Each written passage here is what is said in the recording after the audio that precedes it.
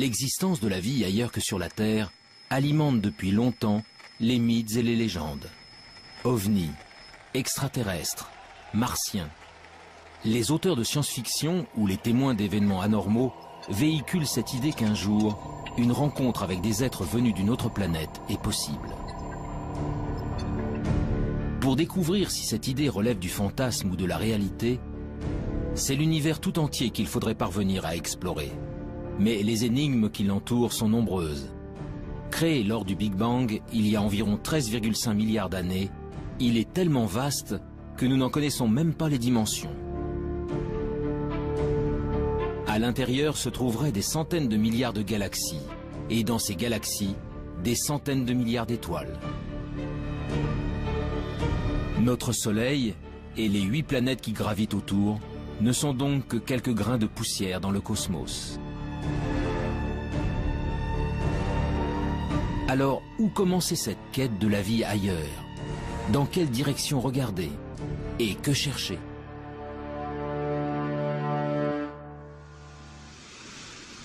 Il y a 50 ans, un ambitieux programme de recherche a tenté le premier de répondre à ces questions. Dans le nord de la Californie, au milieu des montagnes, des dizaines de paraboles pointent leurs antennes vers le ciel. Elles sont le cœur du programme SETI, pour Search for Extraterrestrial Intelligence. Depuis 1960, elles captent 7 jours sur 7 et 24 heures sur 24 les ondes radio en provenance de l'espace. L'objectif, détecter un signal venu d'ailleurs, envoyé par une autre civilisation. Dans l'univers, de nombreux objets célestes produisent des ondes radio. Pour déceler un éventuel message intelligent, les scientifiques tentent donc de capter ceux qui ne ressemblent à rien de connu. Une mission pour le moins ambitieuse, mais dont les chances de succès se révèlent très réduites. Au début, ça a enthousiasmé l'agence spatiale américaine qui a commencé à mettre des télescopes un peu partout. On a Arecibo, puis des champs de télescopes pour essayer de scruter le ciel. Et puis, on s'est aperçu, avec la documentation des connaissances, que c'était vraiment un pari comme la loterie. Tout le monde espère gagner, mais il n'y a qu'un gros lot. Là, on ne sait même pas s'il y a un gros lot. Les recherches menées par le programme SETI ont en effet une limite de taille. L'hypothèse de départ est que si elle existe, une civilisation intelligente utiliserait des ondes radio pour communiquer. Or, pour de nombreux scientifiques, cette probabilité est extrêmement faible. Et même si c'était le cas, les chances de percevoir de telles ondes émises à des milliers d'années-lumière de nous sont infimes. L'utilisation des ondes radio pour communiquer est quelque chose qui, sur Terre, a à peine un siècle, qui va peut-être durer encore un petit siècle, quelque chose comme ça. Après, on trouvera d'autres systèmes, ça sera câblé, etc. Donc, on n'émettra pas grand-chose autour de soi. Deuxièmement, la puissance d'émission est limitante, puisque, bon, même si on émet beaucoup sur Terre, la puissance émise et rayonnée autour est infinitésimale. Et elle s'affaiblit par rapport progressivement avec la distance. Ce qui fait que pour capter quelque chose, il faut d'abord qu'il y ait quelque chose qui soit émis. Personne, bien entendu, ne sait. Il faut que ce soit émis assez fort, au bon moment, parce qu'autrement on risque de passer à côté. Et il faut qu'on ait des instruments extrêmement sensibles pour être capable de détecter cette émission. Malgré ces limites, le pari du projet SETI fait aujourd'hui encore l'objet de nombreux espoirs. Mais tandis que certains attendent patiemment de recevoir un signal émis par une civilisation intelligente, d'autres spécialistes se sont engagés dans une quête bien différente. Celle de la vie sous toutes ses formes possibles. Sur Terre, elle revêt une multitude de formes, des êtres complexes dotés d'intelligence jusqu'aux végétaux et aux bactéries les plus primitives.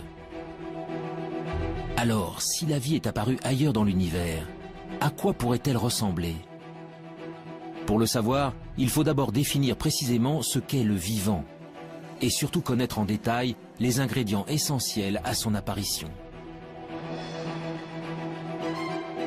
Mais on a beaucoup de mal à définir la vie. Et généralement, on ne sait pas définir de façon extrêmement stricte la vie. Je prends un exemple simple.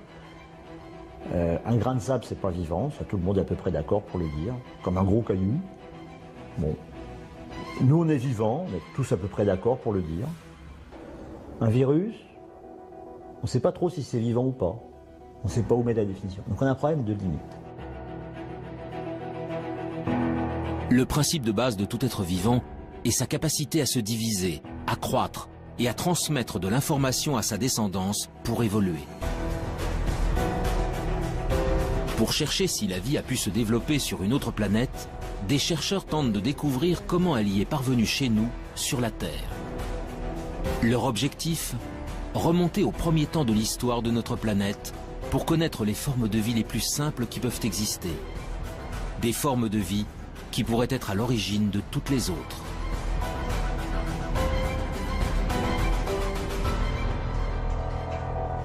Nous sommes au Centre de biophysique moléculaire d'Orléans. Ici, la géologue Frances Westall et son équipe étudient d'étranges cailloux. Des roches d'origine volcanique, vieilles de plusieurs milliards d'années. Dans les deux roches qu'on a ici, il y a une roche qui vient d'Australie. Elle est vieille de 3,5 milliards d'années et ce sont des cendres volcaniques qui ont été déposées en effet sur une plage. Cette roche-là, qui est très très lourde, vient d'Afrique du Sud. Elle est presque aussi vieille, 3,3 milliards d'années. Cette roche aussi, vous voyez, est laminée. Les laminations vert et noir, ce sont des laminations de sédiments, différents types de sédiments. Le vert, ce sont les sédiments volcaniques, les grains volcaniques, les sables volcaniques. Et le noir, ce sont des concentrations de carbone, souvent liées à des tapis microbiens qui se sont formés à la surface des sédiments. Donc là, on ne voit absolument rien, mais je sais que ces roches sont bourrées de traces de vie. Des traces de vie. En d'autres termes, des micro-organismes primitifs et ancestraux. Voilà donc ce que contiendraient ces roches venues d'un autre âge. Sous l'œil d'un puissant microscope électronique, le tapis de microbes fossilisés se révèle dans ses moindres détails.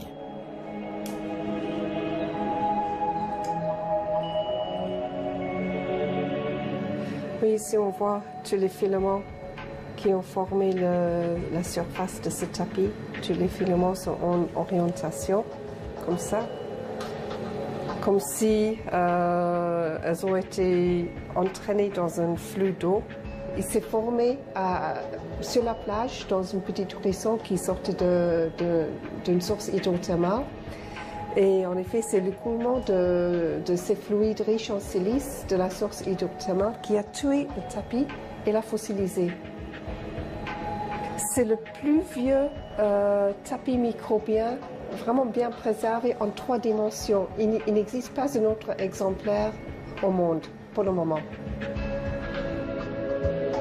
Ces bactéries filamenteuses de quelques micromètres de long sont donc les êtres vivants les plus primitifs jamais découverts. Des organismes simples, à partir desquels ont peut-être évolué les millions d'espèces qui peuplent aujourd'hui la Terre.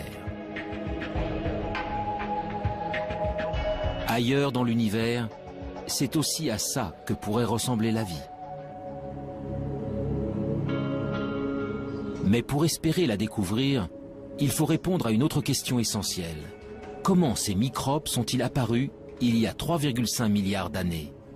En d'autres termes, comment, sur Terre, sommes-nous passés de matériaux inertes à des êtres animés d'un souffle de vie? On n'a pas les réponses sur Terre. Et je ne suis pas sûr qu'on puisse la trouver un jour sur Terre. Bien sûr, on la cherche. On cherche surtout à dire, est-ce qu'on a des chances de la trouver? Par des expériences de chimie de laboratoire ou par de la géologie en allant plus loin. Mais là, il y a un trou. Et donc ce trou-là, l'apparition de la vie, le passage de l'inerte au vivant, actuellement, on ne sait pas y répondre. Et c'est tout le thème de la recherche de l'exobiologie et de l'origine de la vie. L'instant décisif où la vie a fait son apparition pour la toute première fois restera longtemps encore un mystère. Mais depuis plusieurs décennies, les biologistes ont malgré tout avancé à pas de géant dans leur compréhension de l'émergence du vivant. Tout a commencé en 1953, avec une expérience inédite réalisée par Stanley Miller, un jeune chimiste de l'Université de Chicago. Stanley Miller a fait une expérience. Il a dit, je vais prendre des ingrédients, comme si c'était de l'atmosphère primitive, et puis je vais faire des décharges électriques dedans, et je vais voir ce qui se produit. Et c'est comme ça qu'il a fait une des premières démonstrations, et la première démonstration historique, qu'à partir d'éléments simples, le gaz carbonique, CO2, l'eau, H2O, l'ammoniac, NH3, ou l'azote, N2, donc des éléments simples, communs, etc., avec des éclairs électriques, en refroidissant, on était capable de produire des molécules comme celles qui fabriquent la vie telle que nous la connaissons, des acides aminés. Les acides aminés sont considérés comme les briques du vivant, des éléments primordiaux à la base de chaque organisme, du plus simple au plus complexe. Sur Terre, ils sont au nombre de 20. En s'assemblant les uns aux autres, ils forment les protéines, de longues molécules qui composent les cellules et assurent toutes les fonctions de l'organisme. Pour la première fois, Stanley Miller démontre que ces molécules peuvent se former spontanément à partir d'éléments simples. Du carbone, de l'hydrogène, de l'oxygène, de l'azote, du phosphore, du soufre. Des atomes présents partout à la surface de la Terre et qui réagissent entre eux lorsqu'ils sont soumis à un intense apport d'énergie. Il y a plus de 4 milliards d'années, les prémices de la vie sur notre planète seraient donc sans doute apparues ainsi. Mais alors ce même phénomène a-t-il pu se produire ailleurs dans l'univers? D'autres astres ont-ils un jour été le siège de telles réactions chimiques? Le 28 septembre 1969, une météorite s'écrase dans le sud de l'Australie. Baptisé météorite de Murchison, du nom du village voisin, ce caillou tombé du ciel va révolutionner notre conception des origines de la vie. Dans la météorite de Murchison, on a trouvé 70 acides aminés différents. Donc ils ne sont pas terrestres. Ils ont été produits chimiquement quelque part. Des acides aminés semblent donc pouvoir être fabriqués ailleurs que sur Terre. Pour découvrir où dans l'univers de telles réactions chimiques auraient pu se produire, direction la région parisienne, au sein du prestigieux Institut d'astrophysique spatiale.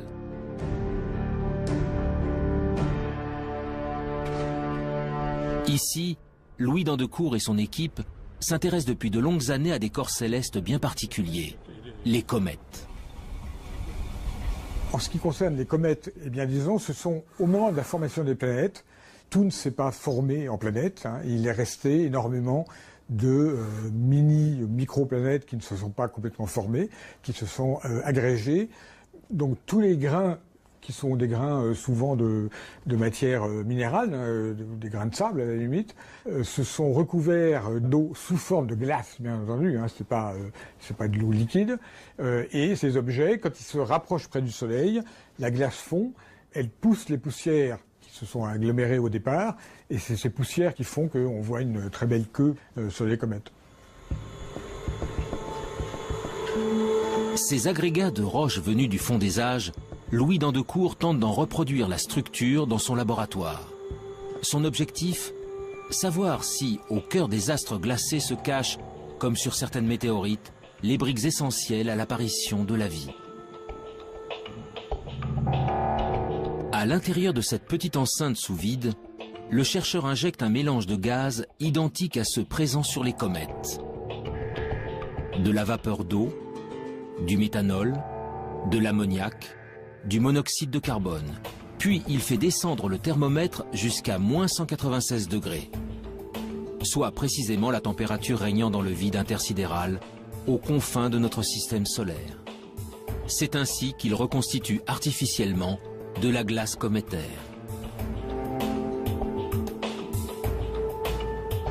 Pendant 2 semaines, le mélange est bombardé par des rayons UV. Un rayonnement puissant qui équivaut à l'intensité émise par la lumière des étoiles pendant 1 million d'années.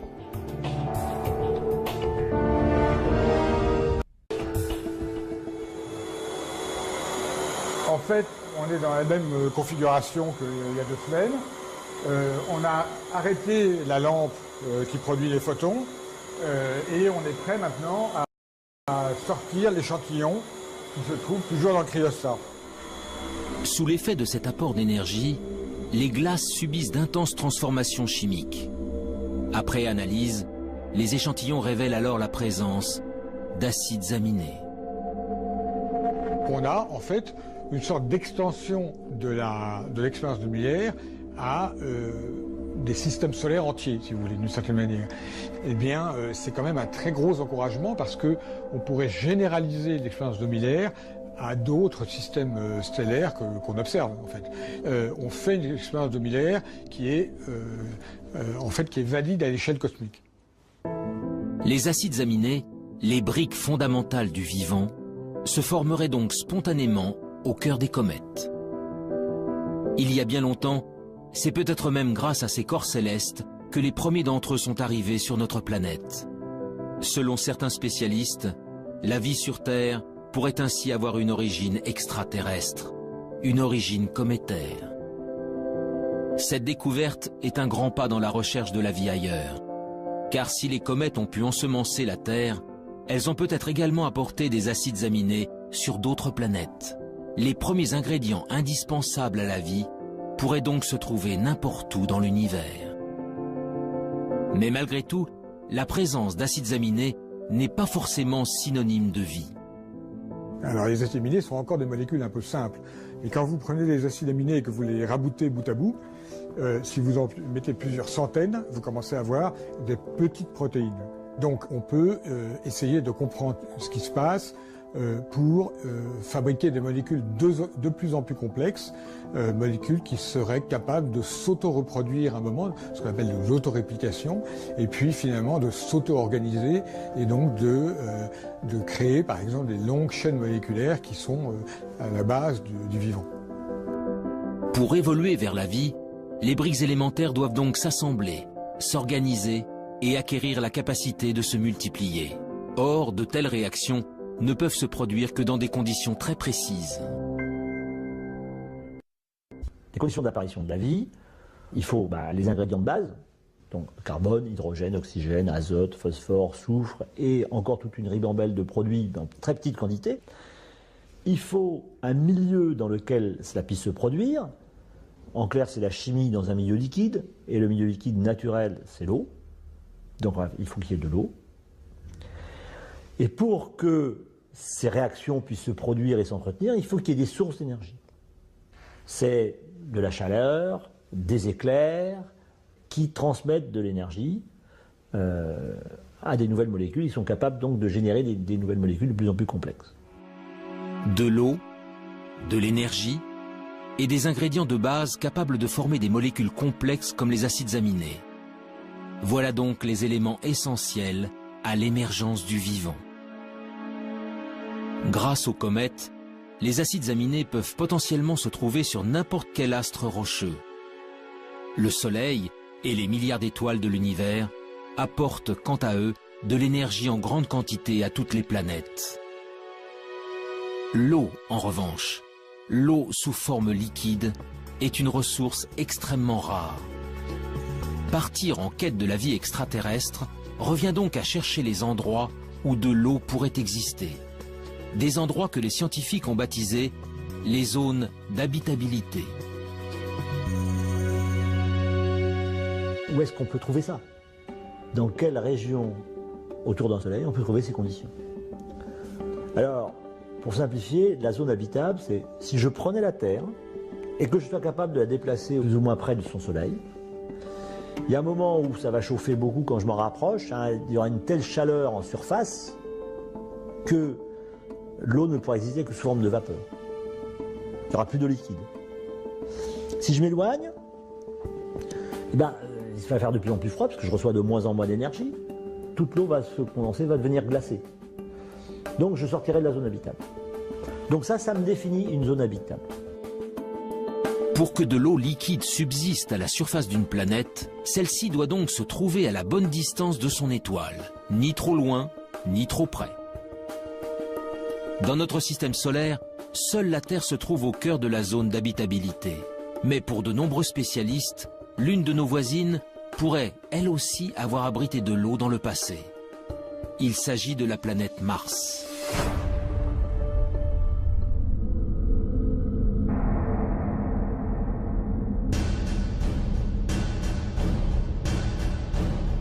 Aujourd'hui, Mars est un désert hostile et froid. À sa surface, une atmosphère toxique et un désert rouge battu par des vents violents. Mais en se rapprochant, les traces d'un passé bien différent se révèlent. Des fleuves asséchés, des canyons, des deltas. Autant d'indices démontrant qu'autrefois, l'eau coulait à flot sur la planète rouge. Mars est en réalité à l'extrême limite de la zone habitable de notre Soleil.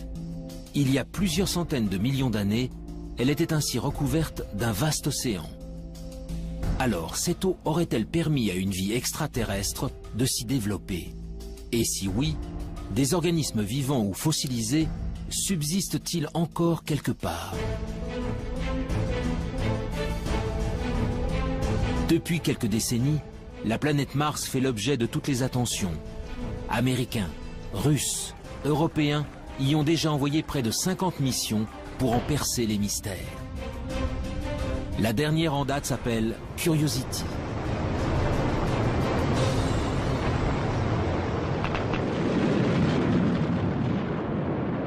Curiosity, donc c'est un véhicule important, 900 kg, une bonne quinzaine d'instruments dessus pour faire des observations, des analyses, des mesures de climat, etc. Donc c'est un engin extrêmement complexe. L'objectif premier de Curiosity, c'est de déterminer les conditions qui ont pu exister lorsque le cratère dans lequel il est tombé a été formé, et depuis qu'il a été formé. Donc c'est un peu déterminer les conditions d'habitabilité. Est-ce que la planète a connu une période humide? Est-ce qu'elle a duré assez longtemps? Et qu'est-ce que ça a produit au niveau de la géologie? Le rover Curiosity est commandé à distance par des équipes de la NASA en Californie. Mais en France, toutes les nuits, des scientifiques travaillent en temps réel avec leurs homologues américains. Nous sommes au Centre national d'études spatiales de Toulouse. Éric Lorigny est le responsable du FIMOC, le French Instrument Mars Operations Center. Dans la salle de contrôle, vaste cœur opérationnel, il dirige avec son équipe le fonctionnement de 2 instruments embarqués sur Curiosity. Leurs noms, SAM et ChemCam.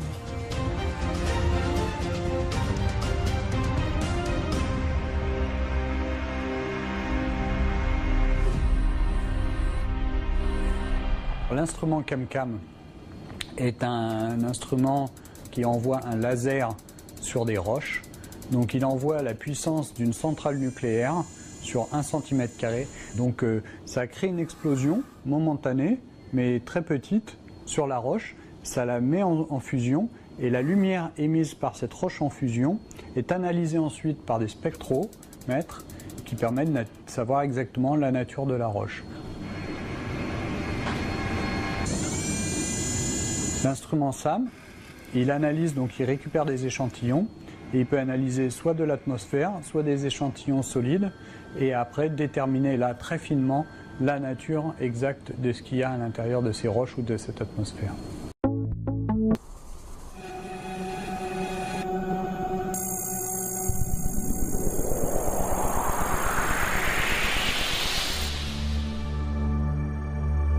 Avec ses mini-laboratoires embarqués, Curiosity est parti en quête de signatures de la vie. Très vite, ses premières analyses confirment que de l'eau a bel et bien coulé autrefois à la surface de la planète rouge. Mais pour naître et pour se développer, la vie a besoin de millions d'années.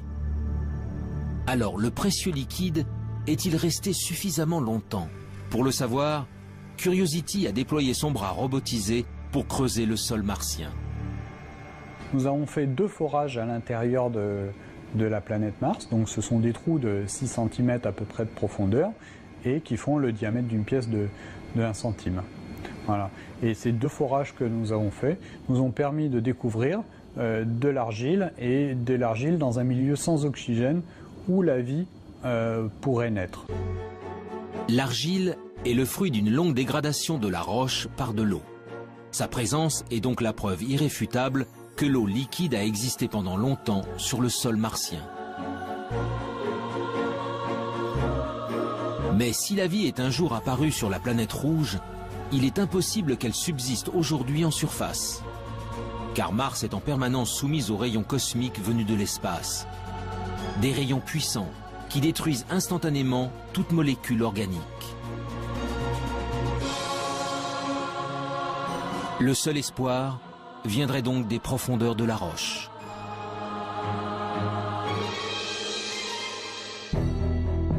Le 8 février 2013, à quelques centimètres sous la surface, Curiosity a mis en évidence la présence d'un monde plus hospitalier. Des roches gris-vert, non oxydées, bien à l'abri des rayonnements nocifs. Pour l'heure, le rover n'y a décelé aucune trace de vie, ni même d'acides aminés. Mais ces premiers indices ont encouragé les scientifiques à poursuivre leur quête. Bientôt, un nouveau robot encore plus performant prendra la relève de Curiosity. Son nom, ExoMars.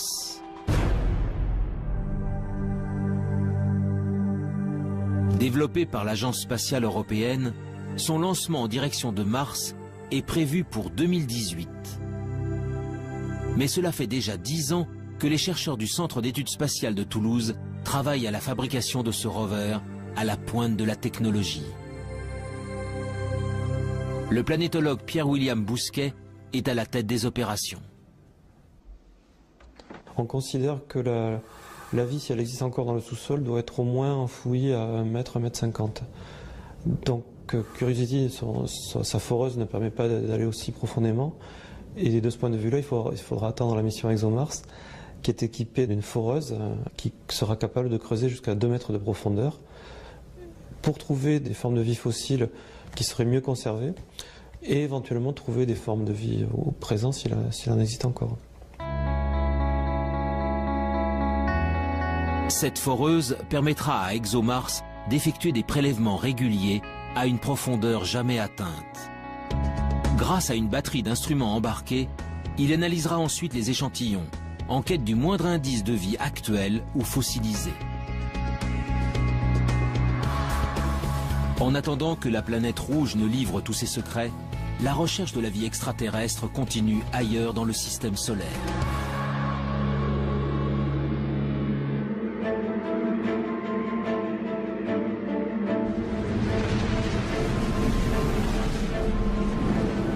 Au-delà de Mars, les planètes rocheuses cèdent la place aux géantes gazeuses. À plus de 800 millions de kilomètres de la Terre, Jupiter et Saturne sont les planètes les plus imposantes du système solaire. Composées principalement d'hélium et d'hydrogène, leur surface n'est autre qu'un vaste océan de gaz. Autour d'elles gravitent de très nombreux satellites naturels. Des astres rocheux qui attirent l'attention des exobiologistes depuis de longues années. Nous sommes au laboratoire de planétologie et géodynamique de Nantes. Ici, depuis plus de 10 ans, le planétologue Olivier Grasset et son équipe tentent de percer les secrets des satellites des géantes gazeuses. Pendant longtemps, c'est-à-dire avant les missions Voyager, on a toujours considéré que l'environnement externe, c'est-à-dire le monde au-delà de Jupiter, est un environnement très froid. Ce qui est vrai. Et très froid, c'est vraiment très froid. C'est-à-dire qu'à Jupiter, il fait à peu près moins 120 degrés Celsius. Et au niveau de Saturne, on est plutôt aux alentours de moins 150, presque jusqu'à moins 180. Enfin bon, ça commence à être vraiment très très froid. Et il est bien entendu que l'eau n'existe pas sous forme liquide. À la surface des lunes, au niveau des planètes, il n'y a pas d'eau liquide disponible comme on l'imagine sur Terre.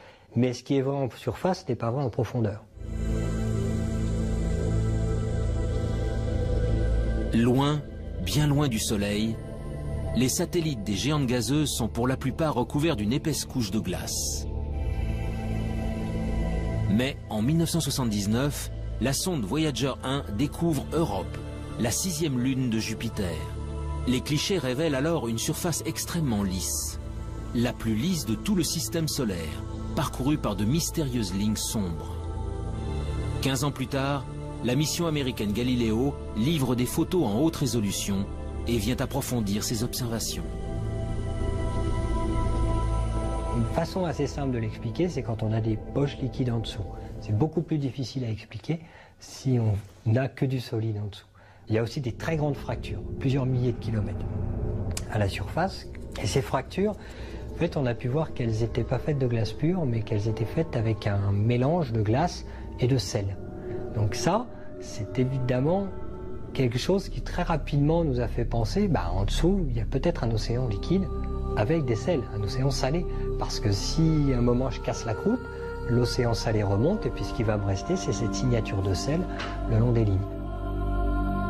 En 1997, la mission Cassini s'envole à son tour pour explorer le système de Saturne. Et là encore, une lune au comportement exceptionnel va mettre en émoi la communauté scientifique. Son nom, Encelade. Jusqu'à la mission Cassini, Encelade est une lune parmi tant d'autres. Jusqu'au jour où Cassini survole la Lune et se rend compte qu'il y a un geyser, alors là un geyser géant, qui existe au niveau du pôle sud et qui évacue en permanence de l'eau liquide dans l'espace. Et Cassini est passé au travers de ce geyser et a démontré que c'était bien de l'eau, enfin qu'il y avait d'autres constituants, mais principalement de l'eau, ce qui nous a permis d'affirmer qu'il y avait une poche liquide sous la glace au niveau du pôle sud. Encelade, tout comme Europe, mais aussi d'autres lunes appelées Callisto et Ganymède, posséderaient donc de profonds océans.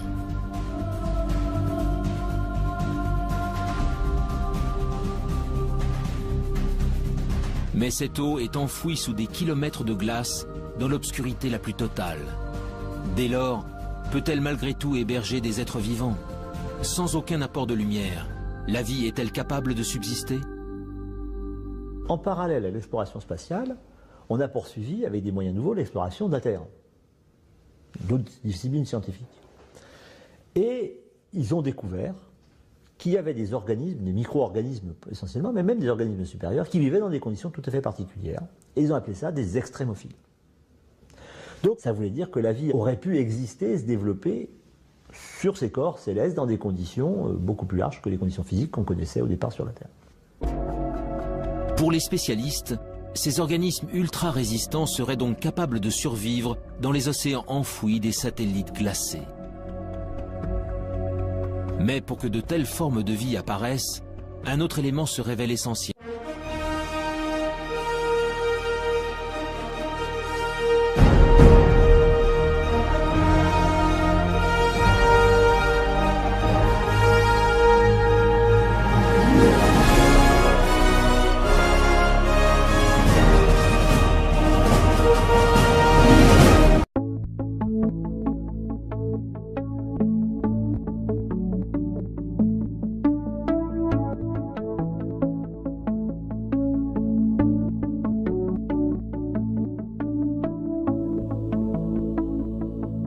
Today's announcement of a really fascinating result about current water on Mars is one of the reasons why I feel it's even more imperative that we send astrobiologists and planetary scientists to Mars to explore the question of, is there current life on Mars? From the Curiosity rover, we now know that Mars once was a planet very much like Earth, with warm, salty seas, with freshwater lakes, probably snow-capped peaks and clouds and a water cycle, just like we're studying here on Earth with our Earth science satellites, the water cycle here on Earth. But something has happened to Mars. It lost its water. But we still have, in the atmosphere and on the surface, for the most part, but we still have this question of, did life arise on Mars once, and can we find out? Mars suffered a major climate change and lost its surface water. Today, we're revolutionizing our understanding of this planet. Our rovers are finding that there's a lot more humidity in the air than we ever imagined. As we ingest the soils, they're moist, they're hydrated, full of water. These discoveries are very important, but they were only part of the hydrological cycle on Mars that we're just now beginning to understand. What we're going to announce today is that